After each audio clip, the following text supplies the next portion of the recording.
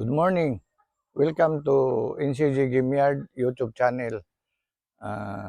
Update lang tayo sa Manukan.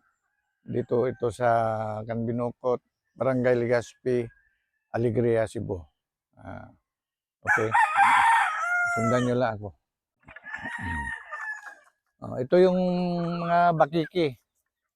5 pirasong kakirel, 1 pirasong bibi pulit. Yan.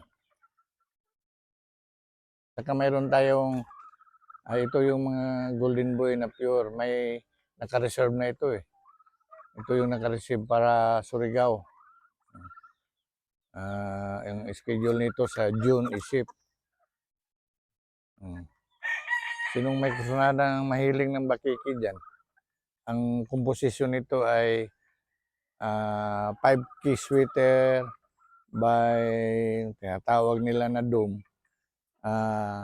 Pinaris ko rin sa bakiki na galing sa Davao. Yan. Ayan, sinong may kasunada dyan? Mahilig sa bakiki.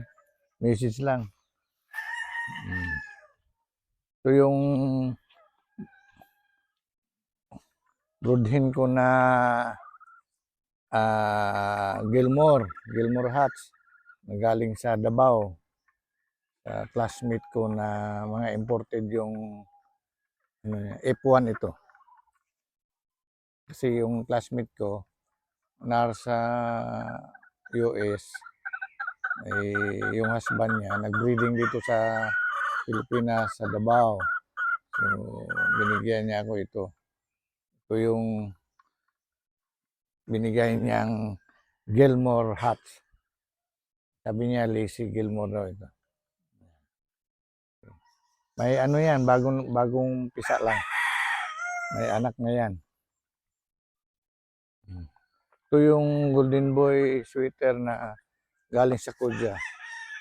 Pinahinga ko na rin. Ito yung pairing ko na 5 key sweater.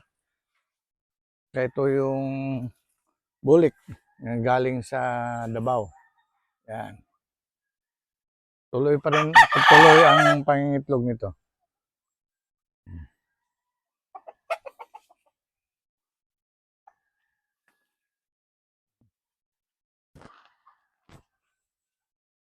Yan.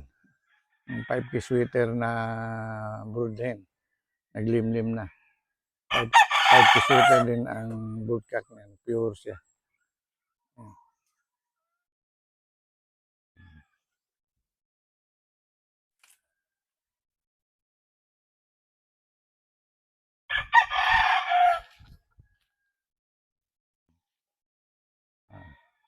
Yung brood ball hen. Nasa 18 months na, hindi pa nagamit. 5 key sweater by Golden Boy sweater. Gagamitin ko rin yan. Wala pang facilities. Dito ko ilagay yung breeding pin sana. Pag may pira na. Wala pang budget. Pahinga muna itong SBR by Milsons Black na inahin. Ito na-acquire ko ito sa Easy Game Farm sa Aluginsan. Ano pa ito sila eh. Day old.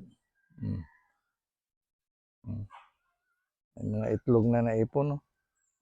Walang similya. Yan. Marumi sa dahon ng mahogani. Daming mahogani. Kahulog-hulog yung dahon. Yun, no? Araw-araw naglaglagan yung dahon. Ito pa yung isang golden boy ko na pinapahinga ko muna. Yung broodhen ko. Galing Kodya. Okay. Meron akong pure golden boy sweater. Hindi ito for sale ha. Wala na kasi akong ano, kaya mag-iwan ako. Yan.